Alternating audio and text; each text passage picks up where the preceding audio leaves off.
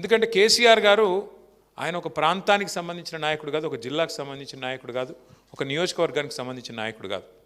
తాను ప్రాణాన్ని ఫనంగా పెట్టి కేసీఆర్ సచ్చుడో తెలంగాణ వచ్చుడో అని చెప్పి జిద్దు మీద కొట్లాడి తెలంగాణ తెచ్చిన నాయకుడు. అన్ని రాష్ట్రాలకు ముఖ్యమంత్రులు ఉంటారు, కానీ మన రాష్ట్రాన్ని తెచ్చిన నాయకుడే ముఖ్యమంత్రి అయిండు మొదటిసారి, రెండోసారి. అందుకే ఏం జరిగింది, కేసీఆర్ గారు ఒక కల్వకుర్తికి ఇది చేయాలా లేకపోతే ఒక గజ్వేల్కి అది చేయాలని చూడలేదు.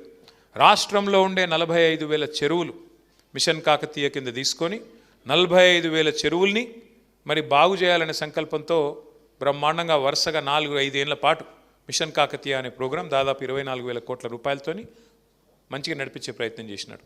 ఎందుకంటే చెరువు బాగుంటే ఊరు బాగుంటుంది, చెరువు బాగుంటే రైతు బాగుంటాడు, రైతు చుట్టూ అలుముకున్న వ్యవస్థ బాగుంటుంది, గ్రామీణ ఆర్థిక వ్యవస్థ బాగుంటే గ్రామం బాగుంటుంది, కుల వృత్తులు బాగుంటాయి, అన్నీ బాగుంటాయి. ఆ ప్రయత్నం చేసిండు. అట్లాగే మిషన్ భగీరథ ఉపాధ్యక్షుడు ఇక్కడ కూర్చున్నాడు, మాజీ ఉపాధ్యక్షుడు ఉప్పల వెంకటేష్.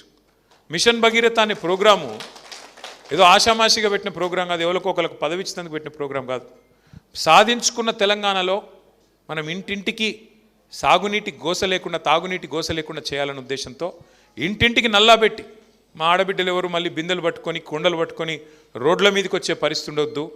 వాళ్ళు లంబాడి తాండాల్లో ఉండొచ్చు, కోయగూడెంలో ఉండొచ్చు, లేదా చిన్న పల్లెలో ఉండొచ్చు, లేదా గ్రామంలో ఏ మూలకన్నా ఉండొచ్చు, ఎవరికి అవస్థ కావద్దు అని చెప్పి ఇంటింటికి నల్లా పెట్టి నీళ్ళు అడుగుతా